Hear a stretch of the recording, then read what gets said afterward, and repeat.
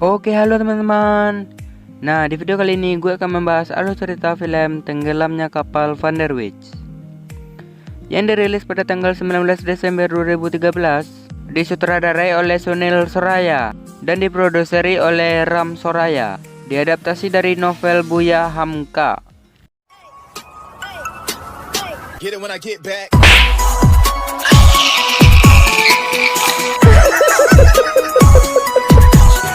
Hei, siapa yang meninggalkan bawang di sini?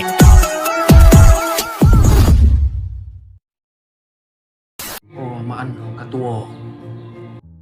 Film diawali dengan Zainuddin yang ingin melihat tanah kelahiran almarhum ayahnya serta berpamitan kepada pengasuhnya.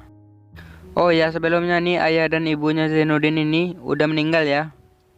Dan ayahnya Zainuddin adalah orang Padang serta pendekar sultan gitu ya. Dan ibunya tuh orang Makassar, jadi tempat yang ditinggalin Zainuddin sekarang adalah di Makassar ya. Jadi dia ingin ke Padang gitu ya, serta ingin belajar sekolah agama.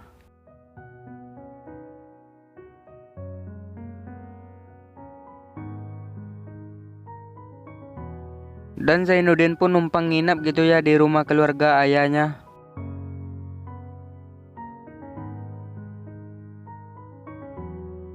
Dan pas paginya sambil menengok-nengok gitu, tiba-tiba Zainuddin terpesona akan seorang cewek.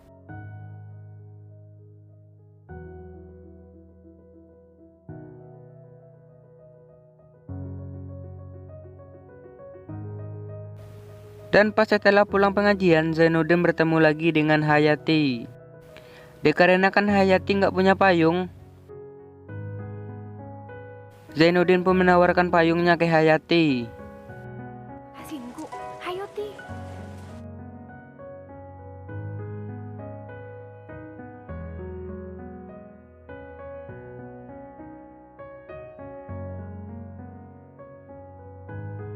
Dan mereka pun saling mengirimi surat. Dan lalu scene berganti terhadap Zainuddin yang ingin nongkrong kepada pemuda-pemuda Minang. Tapi mereka malah mengusir Zainuddin, dikarenakan Zainuddin gak orang Minang gitu. Anjir.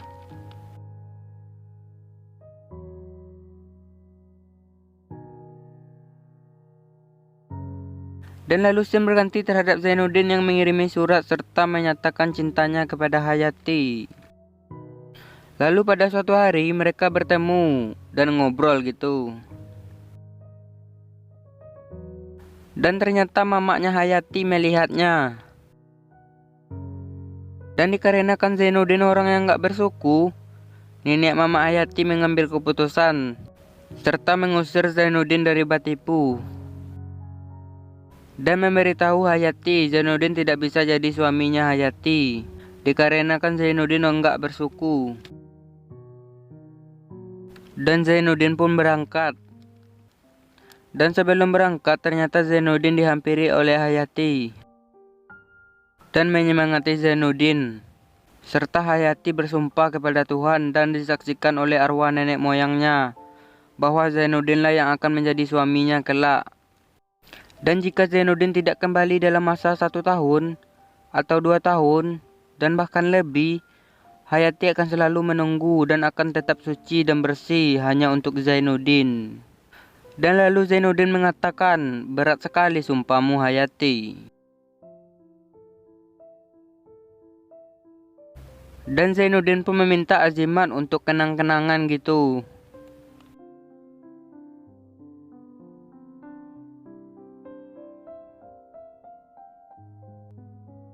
Dan lalu scene berganti terhadap kedatangan Zainuddin di Padang Panjang, serta diperkenalkan dengan Bang Muluk gitu.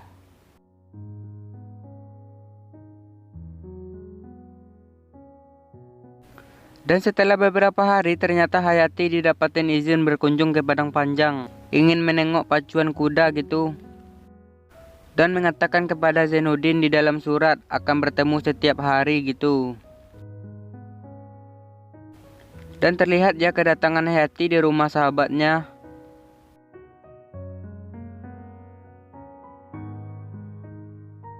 Dan lalu scene berganti terhadap abangnya Ija yang bernama Aziz, yang pulang gitu ya dari Padang ke Padang Panjang. Dan Zainuddin pun dibantu Bang Muluk memotong rambutnya karena dia mau bertemu Hayati.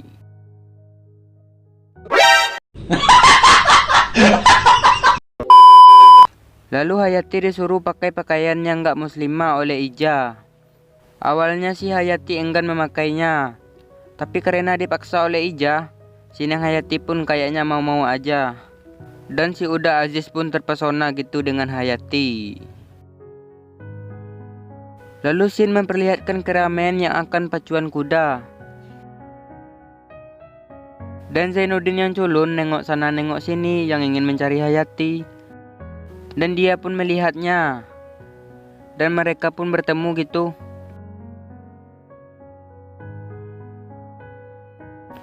Si Uda Aziz malah mengajak Hayati dan Ija untuk pergi.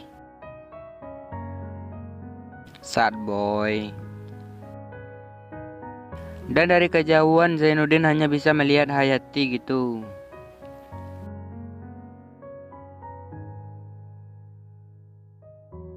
Dan lalu Sin berganti kepada Hayati yang pulang ke Batipu.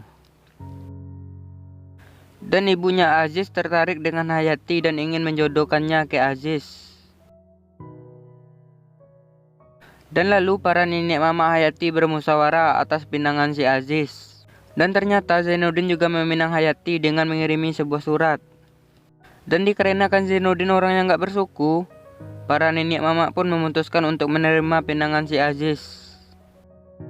Serta menanyakan kepada Hayati. Karena Hayati gak punya pilihan gitu, si Neng kayaknya setuju-setuju aja.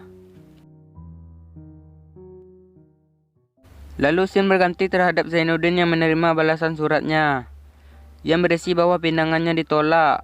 Waduh bang, sabar bang. Lalu Sin berganti terhadap kepersiapan pernikahan Hayati dengan Aziz, serta memperlihatkan adat negari Minang gitu ya. Waduh cok, bayangin aja posisi lo sekarang sebagai Zainuddin. Pasti rasanya tuh anjing banget. Dan sampai Zainuddin jatuh sakit karena beban batinnya terlalu berat. Dan sekeluarga Bang Muluk pun memutuskan supaya Hayati datang menjenguk Zainuddin walaupun cuma sekali. Dan Hayati pun datang gitu ya bersama suaminya. Zainuddin pun terbangun dari tidurnya karena mendengar suara Hayati. Dan mengajak Hayati untuk nikah gitu. Hayati pun hanya bisa menangis. Kayaknya gue tahu nih isi hatinya Aziz. Enak aja lu mau ngerayu-ngerayu istri gue. Tidak semudah itu Ferguson. Dan Zainuddin pun sadar setelah menggenggam tangannya Hayati bahwa Hayati telah kepunyaan orang lain. Dan mengusir mereka gitu. Lalu setelah beberapa bulan kemudian keadaan Zainuddin sudah mulai membaik gitu ya. Dan Bang Muluk pun mencoba menyemangati dan memotivasi Zainuddin. Zainuddin pun menjadi semangat lagi dan akan melupakan semuanya, serta ingin merantau ke tanah Jawa gitu. Dan kebetulan Bang Muluk ada kenalan yang bekerja di Batavia di penerbitan koran. Jadi kemungkinan tulisan Zainuddin bisa dimuat di situ. Serta Bang Muluk pun ingin ikut. Waduh cok, ini baru namanya sahabat sejati cok. Dan mereka pun sampai di Batavia gitu ya.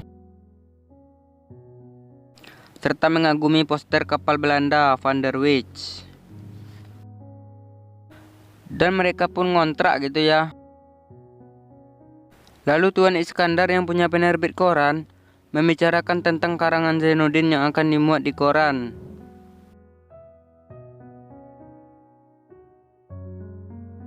Sementara itu Hayati lagi bahagia-bahagia gitu ya sama suaminya. Dan terlihat ya karangan Zainuddin sudah dimuat di koran ya. Sementara itu kerjanya suami Hayati malah berjudi. Dan karangan Zainuddin pun beransur-ansur mulai menyebar. Serta orang-orang yang membacanya menjadi terharu dan menangis.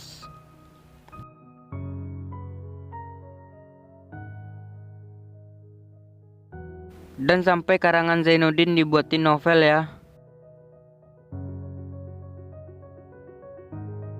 Serta Tuan Iskandar memberitahu bahwa buku-bukunya habis terjual semua. Sumpah cok, bikin terharu gue cok. Lalu ayahnya Iskandar mengagumi karangan Zainuddin. Dan ayahnya Iskandar punya penerbitan surat kabar di Surabaya. Tapi tidak ada yang mengurus, dikarenakan Iskandar sendiri sibuk dengan penerbitan di sini. Dan ayahnya Iskandar menawarkan ke Zainuddin. Dan ayahnya Iskandar sangat percaya gitu, menyerahkan perusahaannya kepada Zainuddin. Serta hasilnya akan dibagi dua gitu. Dan lalu Sin berganti terhadap orang yang memperkenalkan perusahaannya kepada Zainuddin.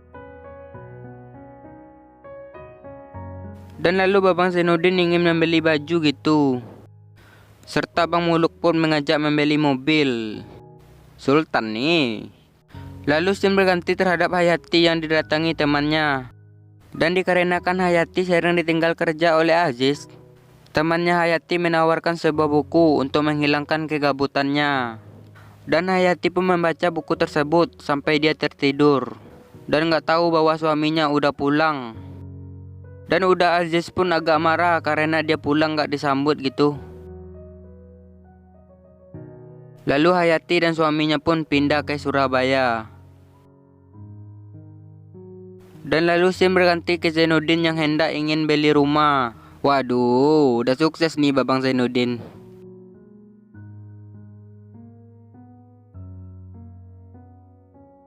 Dan lalu Sin berganti kepada Hayati yang membaca buku. Dan sampai hubungan mereka mulai memburuk gitu. Serta udah Aziz pun terus-terusan berjudi. Dan sampai mengambil perhiasan Hayati untuk berjudi. Lalu Sin berganti terhadap Zainuddin yang akan mengadakan opera terusir. Serta mengundang seluruh anak rantau Sumatera. Undangannya pun sampai ke tangan Hayati. Lalu Hayati membujuk Uda Aziz untuk datang gitu. Dan Aziz pun sepertinya mengizinkannya ya. Lalu Hayati pun menonton opera terusirnya.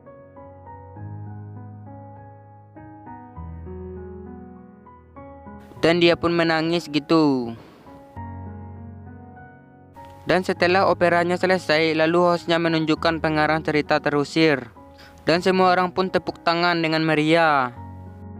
Sampai Hayati pun terharu, ternyata pengarang ceritanya adalah Zainuddin. Dan mereka pun berpesta gitu ya. Lalu Hayati pun melihat Zainuddin. Dan Zainuddin pun langsung menghampiri mereka serta menyapanya gitu. Dan Hayati pun hanya bisa terdiam gitu. Nyesal nggak tuh? Nyesal lah, masa enggak? Lalu Sin berganti ke suami istri ini lagi. Dikarenakan utang judi Aziz yang banyak. Dan sampai barang-barang rumah mereka pun kena sita. Dan sampai mereka pun jatuh miskin. Sampai-sampai mereka numpang nginap di rumah Zainuddin. Cok, apa nggak malu gitu cok? Orang yang pernah kalian sakitin, orang yang pernah kalian khianatin, numpang nginap gitu. Dan sudah sebulan lebih Hayati dan Aziz numpang gitu. Aziz pun memutuskan untuk mencari pekerjaan dan menitipkan Hayati kepada Zainuddin. Tapi udah Aziz malah bunuh diri gitu. Dan mengembalikan Hayati ke pelukan Zainuddin. Emangnya Hayati barang gitu? Dulu ditarik-tarik, sekarang malah dikembalikan. Haduh. Dan setelah kematian Uda Aziz, Hayati pun mencoba ngerayu Zainuddin untuk kembali ke pelukannya. Ya mana mau lah Babang Zainuddin cu. Sedangkan Babang Zainuddin bujangan. Hayati hanya seorang janda gitu kan. Kalau gue pribadi juga gak mau lah sih. Orang yang mengkhianatin kita dulu, orang yang lupa atas sumpah-sumpahnya. Dan Zainuddin ingat gitu tentang masa lalunya yang kelam. Lalu menyuruh Hayati untuk pulang ke kampung halamannya menggunakan kapal Van der Wijk. Dan mengasih uang gitu untuk belanjanya Hayati.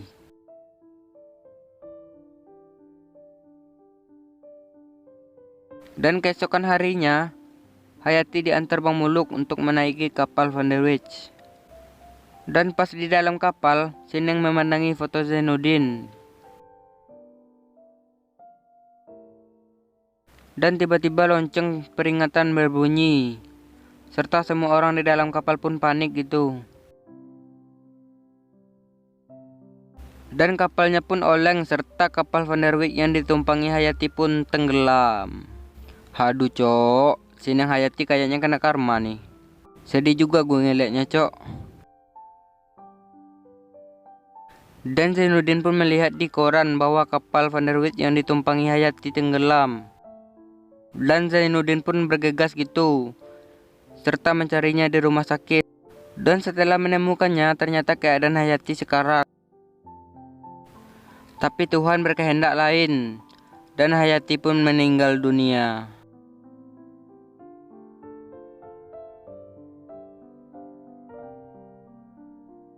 Lalu scene berganti, nampaknya Zainuddin menengok kuburannya Hayati.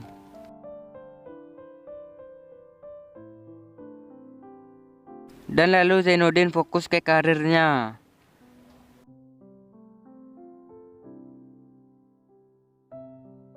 Dan menerbitkan buku Tenggelamnya Kapal Van der Wijk.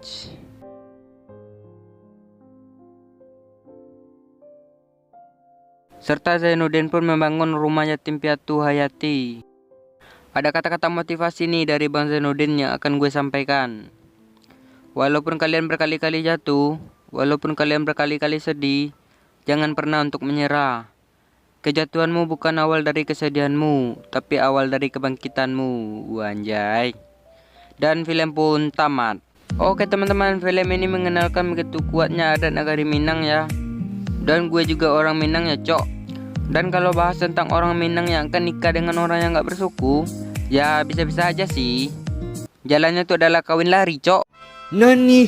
Dan film ini pun berkisah tentang Zainuddin yang gak dianggap ya, serta dikhianatin gitu. Pokoknya kalian harus nonton film satu ini. Dan jangan lupa siapin tisu cok, karena film ini sangat memotivasi serta menginspirasi.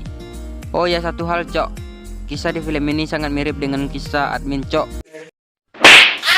Oke teman-teman, sampai di sini dulu video gue kali ini. Dan jangan lupa like, comment, subscribe, dan share. Gue admin Peviti. Sampai bertemu di video selanjutnya. Bye bye.